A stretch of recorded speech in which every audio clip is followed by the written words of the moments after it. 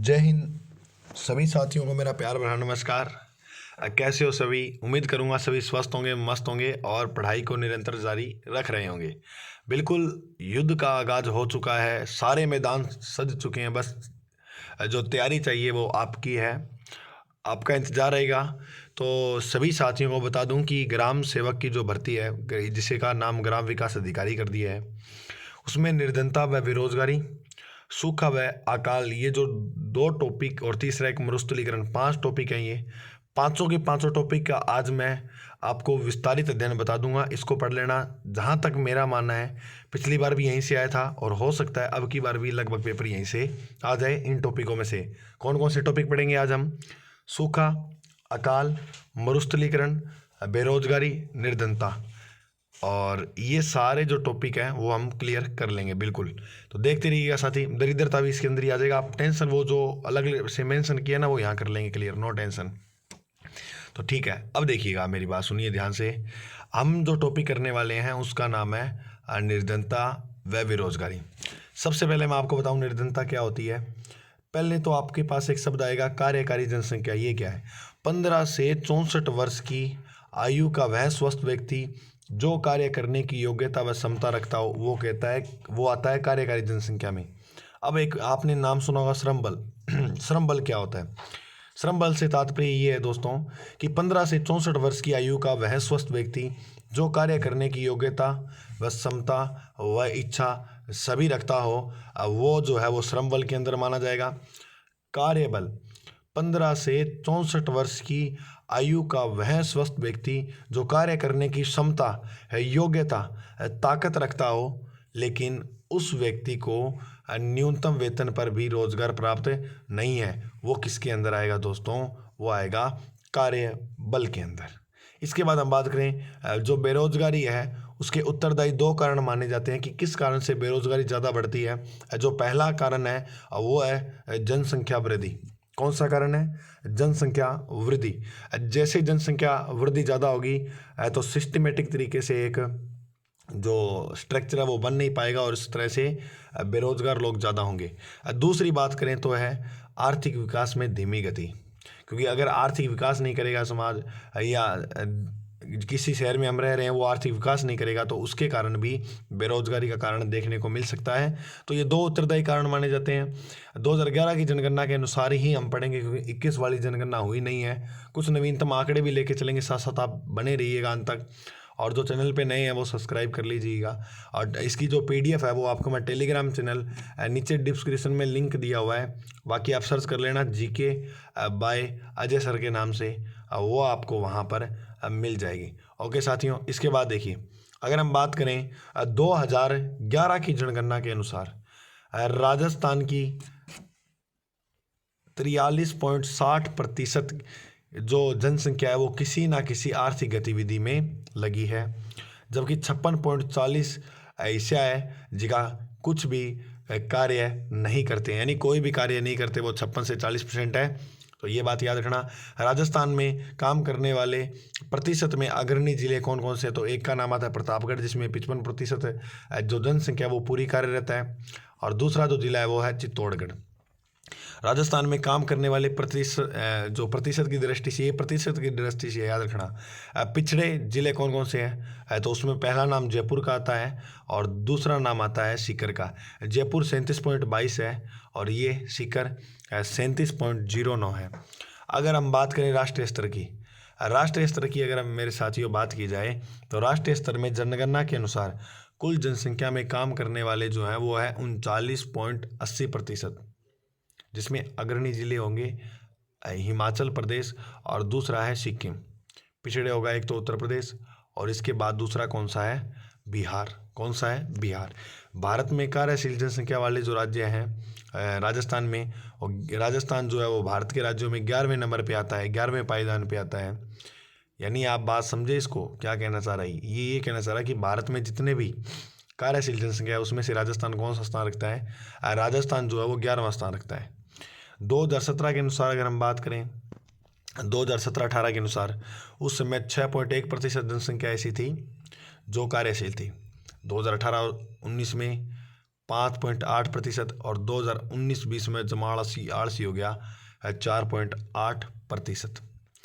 इसके बाद हम बात करें दोस्तों तो देखिएगा 1870 में सर्वप्रथम गरीबी का अध्ययन दादा भाई नौरोजी ने किया। बहुत इंपॉर्टेंट प्रश्न है। गरीबी का सर्वप्रथम जो अध्ययन करने वाला व्यक्ति था वो कौन था? वो थे दादा भाई नौरोजी। इसके बाद हम बात करें भारत में योजना आयोग या नीति आयोग की जो स्थापना हुई थी वो कब हुई थी? वो हुई थी 1 जनवरी 2015। ये प्रश्न पिछली ग्राम सेवक भर्ती में पूछा गया है, और अब की बार मेरे को लग रहा है ऐसे पूछ ले कि भारत में योजना आयोग का गठन कब हुआ, तो याद रखना। इसके बाद हम जाने इसके वर्ष लिखा हुआ है यहाँ पर 2009 2011, इसमें से प्रश्न पूछा गया था और आ भी सकता, कोई बड़ी बात नहीं है। निर्धनता अनुपात प्रतिशत में देखेंगे यहाँ पर, और यहाँ पर देखेंगे मिलियन में। ये एक अपने देखो, एक तो कुल देखेंगे, एक शहरी देखेंगे, एक ग्रामीण देखेंगे। 2009-10 में ग्रामीण जो था वो था 33.8, और 2011-12 में ग्रामीण था 25.7, शहरी था 20.9, और शहरी 2011-12 में था 13.7। कुल की बात करें तो 29.8 हो गया, और 2011-12 में हो गया 21.9। अगर हम बात करें निर्धनता की संख्या ग्रामीण तो 278.2 मिलियन है, 2011-12 के अनुसार 216.7 मिलियन है, शहरी 76.5 मिलियन में, और 2011-12 में शहरी 53.1 मिलियन है। 2009-10 में अगर हम बात करें तो 354.7 मिलियन है ग्रामीण कुल जनसंख्या और निर्धनता की। और इसके अलावा 2011-12 की बात करें तो 269.8% है। इतनी बात समझ में आई। अब समझना कि जो ग्रामीण क्षेत्र प्रति व्यक्ति जो आय है वो है 816, यानी प्रतिदिन का जो व्यक्ति है वो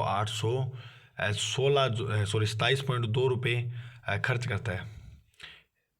अगर हम बात करें शहरी क्षेत्र की तो वो 33.33 रुपये खर्च करता है। ये सबसे इम्पोर्टेंट है तेंदुलकर समिति। तेंदुलकर समिति के अनुसार निर्धनता का अनुपात गरीबी अनुपात, अगर हम बात करें, एक सेकंड रुक जाओ, तेंदुलकर समिति के अनुसार निर्धनता का जो अनुपात है, यानी जैसे गरीबी, निर्धनता का मतलब क्या होता है? गरीबी। गरीबी का जो अनुपात है वो 21.9%। ये आंकड़ा है 2011-12 की जनगणना के अनुसार। भारत में सर्वाधिक गरीब जनसंख्या प्रतिशत वाला राज्य कौन सा है? छत्तीसगढ़। भारत में सर्वाधिक गरीब जनसंख्या वाला राज्य कौन सा है? उत्तर प्रदेश। ये तो है प्रतिशत के आधार पे, ये सीधा पूछ ले नीचे वाला, तो प्रतिशत के आधार पे पूछे तो छत्तीसगढ़ है, सीधो पूछ ले तो उत्तर प्रदेश है। देखो दोस्तों, नींद आओगी मन था 100% का गुरजी किया, और टॉपिक इस है तो कंठस्थ हो गए, मजबूत करके शरीर न पढ़ना है, क्योंकि प्रश्न आएगा और प्रश्न गलत है, नहीं होना चाहिए। चलो देखो इसके बाद देखिए हम ग्रामीण क्षेत्र। ये प्रश्न पिछली बार इन दोनों में से ये वाला आया था, सापेक्ष निर्धनता वाला। चलो सारी बातें कर लेंगे। ग्रामीण क्षेत्र में बात करें, निर्धनता अनुपात वाला राज्य छत्तीसगढ़ है। गरीबी जनसंख्या वाला जो राज्य है वो उत्तर प्रदेश है। शहरी निर्धनता से, ये ग्रामीण की बात है। शहरी निर्धनता अनुपात वाला जो राज्य है वो मणिपुर है।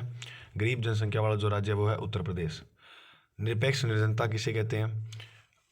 आइए इसे जानते हैं। निरपेक्ष निर्धनता क्या है? तो निरपेक्ष से तात्पर्य ये है कि गरीबी से आश्रय मानव की आधारभूत आवश्यकता जैसे भोजन, कपड़ा, मकान, स्वास्थ्य एवं चिकित्सा सेवा आदि पूर्ति हेतु पर्याप्त आय अथवा वस्तुएं एवं सेवाएं जुटाने में असमर्थता हो, इसे गरीबी रेखा से नीचे माना जाता है। इसे क्या बोला जाता है? निरपेक्ष निर्धनता। जो ग्राम सेवक भर्ती पिछली बार पूछा गया प्रश्न था वो था सापेक्ष निर्धनता क्या है। तो इसका अभिप्राय आय की असमानता से है वह व्यक्ति जिन्हें कम आय प्राप्त होती है दूसरों की, ईश्वरों नहीं है, इसको थोड़ा सही करना, यह दूसरों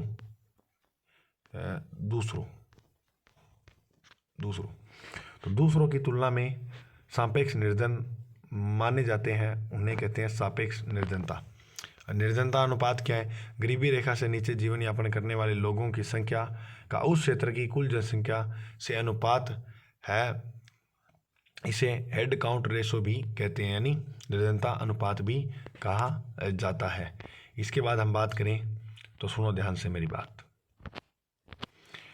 भारत में निर्धनता मापने हेतु दो आधार कार्य रहते हैं। पहला न्यूनतम कैलोरी उपभोग, दूसरा प्रति व्यक्ति प्रति माह उपभोग व्यय। सबसे इम्पोर्टेंट है ये।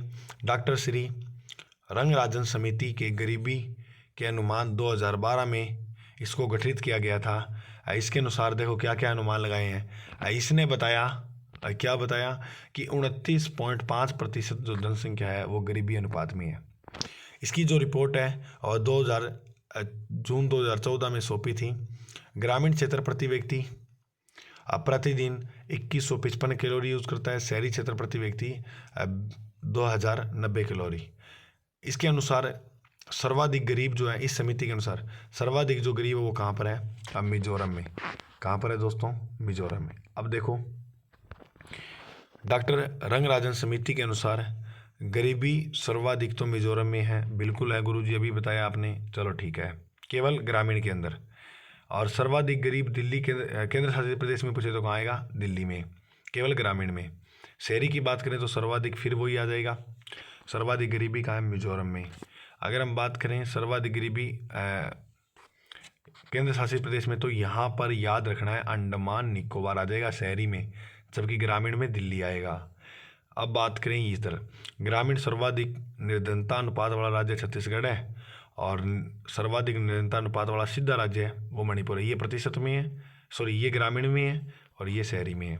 राजस्थान में गरीबी रेखा, ये पिछली बार प्रश्न आया था ग्राम सेवक में, इसको भी याद रखना। देखो दोस्तों यहाँ से सारे प्रश्न आ जाएंगे, आप इसको बोरिंग लगेगी जो चीज़ें ये लगनी कुछ समझ को नहीं आ रही।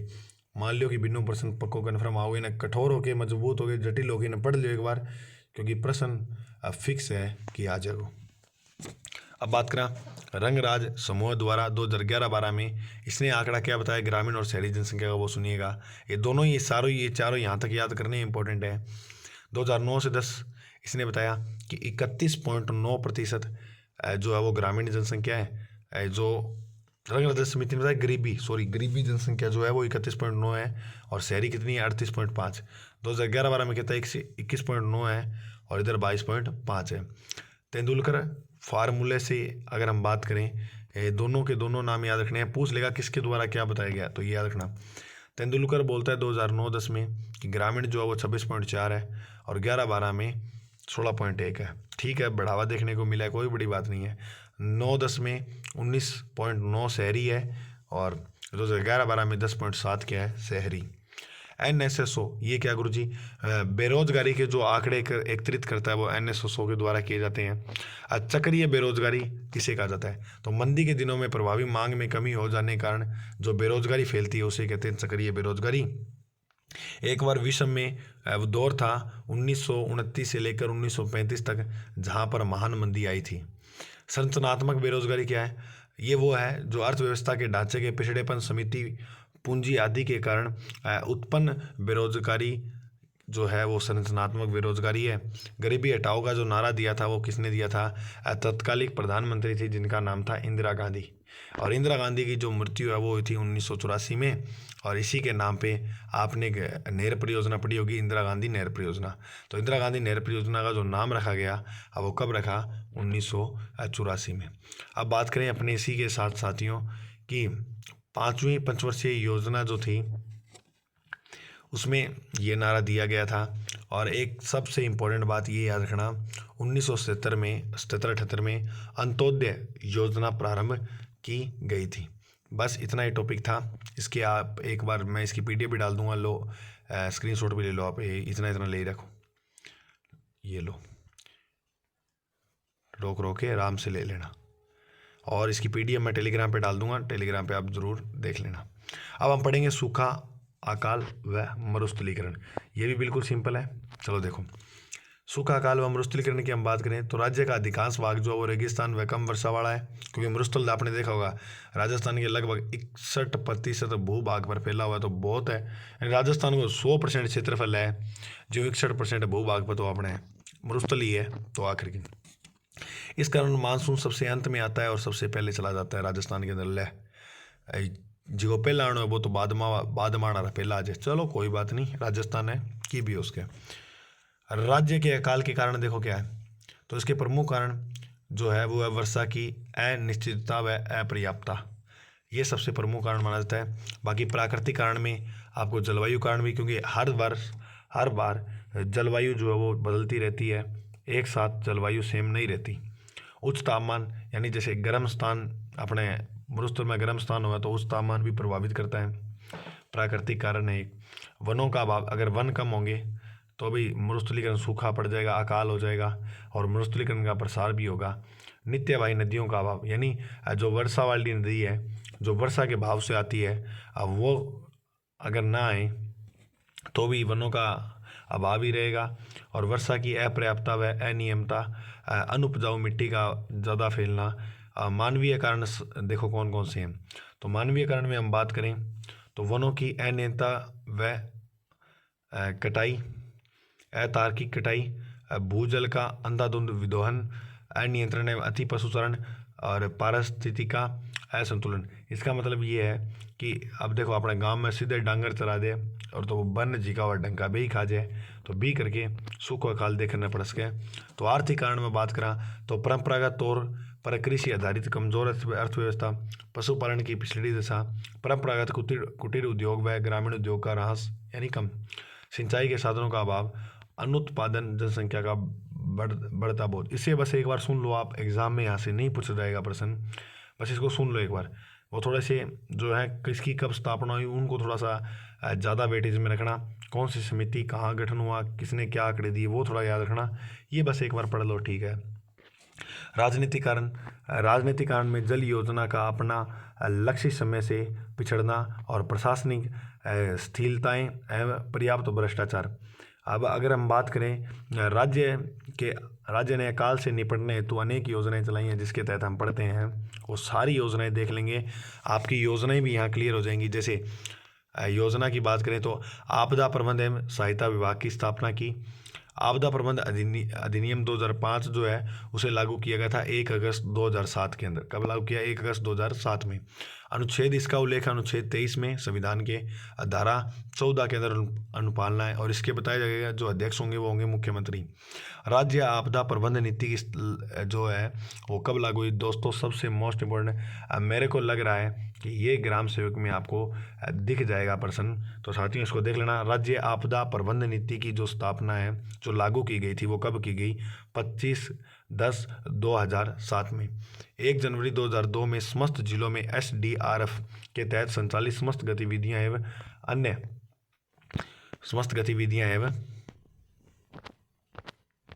अन्य DMIS सॉफ्टवेयर के मध्य से स्वीकृतियां ऑनलाइन जारी कर सीधे ही प्रभावित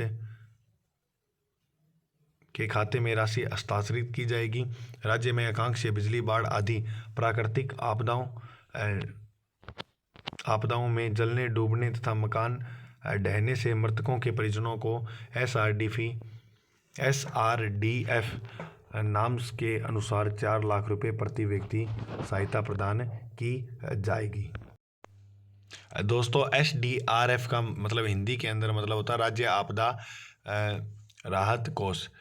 इसकी अगर हम बात करें इस राहत कोष की, तो इसमें केंद्र व राज्य सरकार दोनों का अंशदान है, जिसमें केंद्र सरकार का 3 है और राज्य सरकार का 1 है, तो 3:1 के अंदर है। अगर हम बात करें, एक सेकेंड दोस्तों,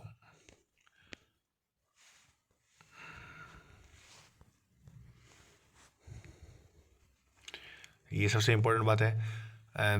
राज्य को इसके तहत इसका कार्य क्या है?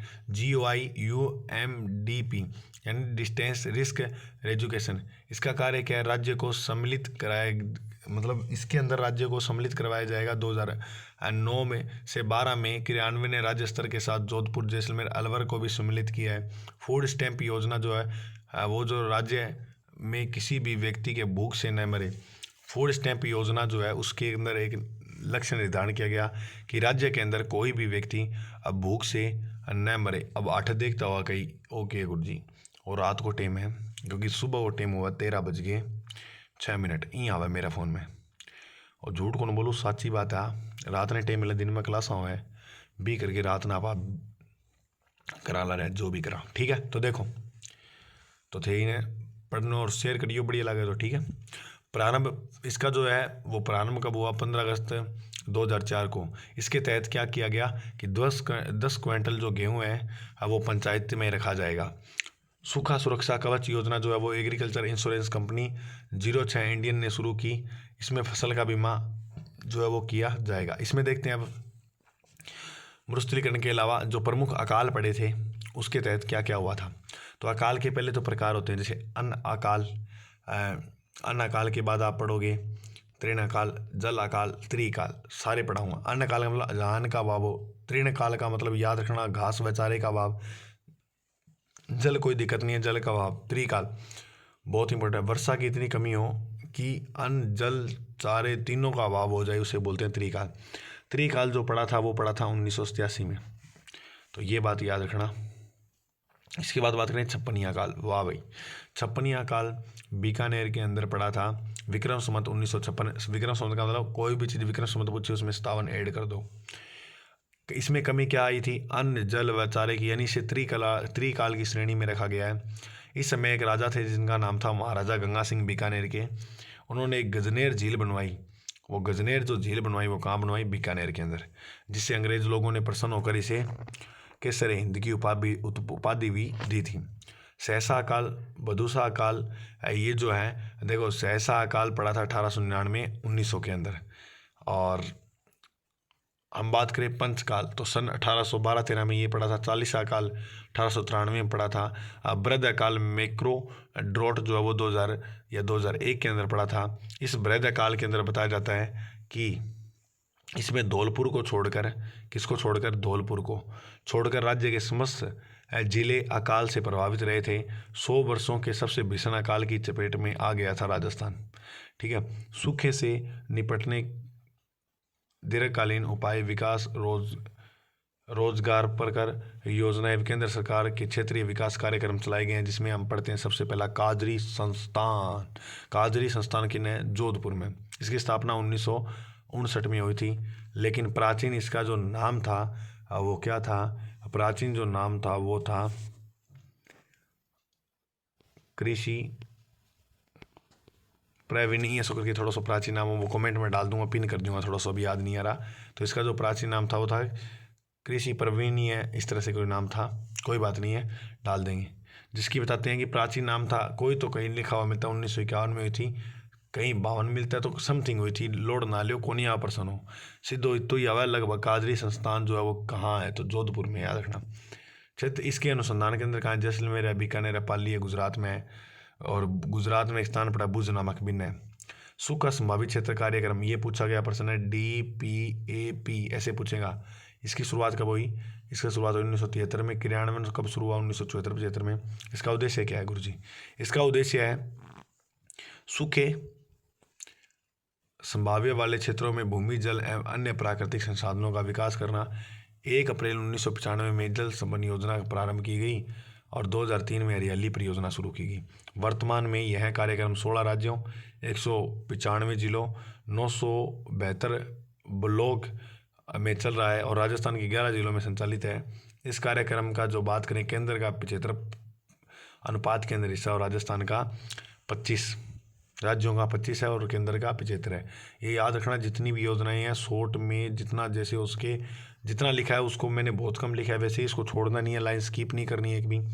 मरु विकास कार्यक्रम, ये 7 राज्यों में संचालित है, 40 जिलों में और 235 उपखंड खंड में यानी ब्लॉक में। राजस्थान के 16 जिलों में है, 85 विकास खंडों में, ये बहुत इंपॉर्टेंट है, 85 विकास खंडों में, याद रखना, ये सारी बातें याद रखनी है। केंद्र व राज्य का जो बजट है वो 75-25 के अनुपात में। मरु प्रसार रोकथाम कार्यक्रम CDP, इसकी शुरुआत 1999-2000 में हुई। भारत सरकार द्वारा राज्य के 10 जिलों में संचालित है। अगर हम बात करें साथियों, केंद्र व राज्य का 75-25 इसका हिस्सा है। कार्यक्रम का उद्देश्य वृक्षारोपण के माध्यम से मिट्टी के टीलों को रोककर मरुस्थलीकरण को रोकना, ये सारा इसका क्या रखा है, उद्देश्य है। इसके बाद हम पढ़ेंगे समेकित बंजर भूमि विकास कार्यक्रम यानी IBDP। इसकी शुरुआत जो हुई थी वो 1989-90 में हुई। यह कार्यक्रम केंद्र राज्य सरकार द्वारा चलाया जा रहा है 10 जिलों के अंदर। इस 10 जिलों में चलाया गया था 1992 से 23 के मध्य। संचालित किया जा रहा है। कंदरा सुधार कार्यक्रम की शुरुआत होती है 1987-88 में। राज्य के 8 जिलों में है, कोटा, बूंदी, बारा, झालावाड़, स्वयं माधोपुर, करौली, भरतपुर, धौलपुर के अंदर। इसके बाद हम बात करें सीमा क्षेत्र विकास कार्यक्रम। अब सीमा की लागत है पाकिस्तान की 4 जिला गंगानगर, बीकानेर, जैसलमेर, बाड़मेर। कितनी लागत गुरु जी घनी लागत 1070 किलोमीटर लागत। ठीक है भाई साहब, आवे था घने ज्ञानी। समवर्ती रात ने की है, रात ने वीडियो बनाऊँ तो भी करके आवाज़ वगैरह ज़्यादा भारी हो रही है, तो लोड ना लियो। मैं थाना पढ़ाने में क्यों पढ़ाऊँ, जल्दबाजी में पढ़ाऊँ, जैसे पढ़ा रहा हूँ तो आप पढ़ो, बस अपने को सिर्फ पढ़ना है। तो फिर समन्वित व्यर्थ विकास कार्यक्रम जो है IWDP, हो सकता है पढ़े हुए में से 3% भी आ गए ना तो बहुत है, बहुत है, बहुत है। घबराओ नहीं है, घबराना नहीं है, हो जाएगा सिलेक्शन। जो कट ऑफ निकलेगी वो आप भी जानते हो, मैं भी जानता हूँ किस तरीके से निकलेगी, है ना। तो बिल्कुल आप प्री तो आराम से क्लियर कर जाओगे, आप मेहनत कर रहे हो, कोई बड़ी बात नहीं है। इसकी शुरुआत जो है वो हुई थी 1992-93 में। 18 जिलों में संचालित है। 11:1 के अंदर हिस्सा है, 1 हिस्सा राज्य का, 11 जो है वो केंद्र का है। मेवात क्षेत्रीय विकास कार्यक्रम की शुरुआत है वो 1987-88 में हुई। डांग जो क्षेत्रीय विकास कार्यक्रम है उसकी 94-95 में। डांग की रानी करौली को कहते हैं, याद रखना, डांग की रानी करौली ने क्या। मगरा क्षेत्रीय विकास कार्यक्रम 2005-06 में। अब ये कुछ स्मरणीय तथ्य हैं, ये बहुत इंपॉर्टेंट है, स्मरणीय तथ्य, तो इनको याद रखना। देश व राजस्थान का प्रथम आकार कार्य के तहत कौन सी झील बनाई गई थी, राजसमंद। ये तेज बोल रहा हूँ, थोड़ा आप देख लेना। राजस्थान मरुस्थलीकरण सबसे बड़ा कारण क्या है, वर्षा की अल्प मात्रा। मरुस्थल का मार्च किसे कहते हैं, मरुस्थल का मार्च मरुस्थल के प्रसार को कहते हैं। सबसे ज़्यादा इंपॉर्टेंट, समझो पेपर नहीं बना, प्रश्न छप गया वीडियो में, याद रखना। ये आज की गई हुई बात याद रखना। एकीकृत जल ग्रहण प्रबंध योजना से प्रश्न कन्फर्म आएगा, पक्का आएगा। एकीकृत जल ग्रहण प्रबंध योजना जो है वो 1 अप्रैल 2008 के अंदर शुरू की गई। केंद्र का हिस्सा 90 के अंदर और राज्य का 10 के अंदर। राज्य का सिंचाई प्रबंध एवं प्रशिक्षण संस्था जो है IMTI, उसकी स्थापना होती है 1984 में, अमेरिका के समझौते द्वारा हुई थी। राज्य बंजर भूमि जो है वो 29.64% है। एकीकृत जल ग्रहण इसके तहत। राजीव गांधी जल निकास एवं संरक्षण मिशन जो है वो 19 जनवरी 2010 को चलाया गया। राजीव गांधी जल संचय योजना 20 अगस्त 2019 में। बंजर भूमि की समस्या के समाधान हेतु केंद्र सरकार द्वारा बंजर भूमि विकास कार्यक्रम 1985 में गठित किया गया। राज्य में अलवर, जयपुर, सीकर, राजसमंद सेक्टर रिफॉर्म परियोजना प्रारंभ की गई है। IWRM में शामिल जिले, ये इंपॉर्टेंट है, याद रखना, पाली है, चूरू है, सीकर है, तो इसमें आ जाएगा। निम्न में शामिल नहीं है तो ऐसा भी आ सकता है। समन्वित जल संसाधन प्रबंधन के तहत है ये। राजस्थान जल संसाधन नियामक प्राधिकरण 2013 में गठित हुआ। इसका मुख्यालय जयपुर में है। मरु गोचर योजना क्या है, तो 10 जिलों को लाभान्वित करती है ये। मरुकरण सैद्धांतिक योजना, ये भी 10 जिलों को लाभान्वित करती है। बंजर भूमि विकास हेतु वेस्टलैंड डेवलपमेंट बोर्ड का गठन किया गया 7 अगस्त 2000। बहुत इंपॉर्टेंट है, ये भी पेपर में आएगा प्रश्न, याद रखो वीडियो में कि ना वो वीडियो। विलेज डेवलपमेंट ऑफिसर गठन 7 अगस्त 2009 में हुआ। 2016 में इसका नाम बदल के बंजर भूमि व चारागाह बोर्ड कर दिया। तो ये लो भाई साहब, आपका टॉपिक समाप्त होता है। बिल्कुल सिंपल था। इसकी PDF मैं टेलीग्राम पे भी डालता हूँ। तो साथियों धन्यवाद क्लास में बने रहने के लिए अंतिम समय तक।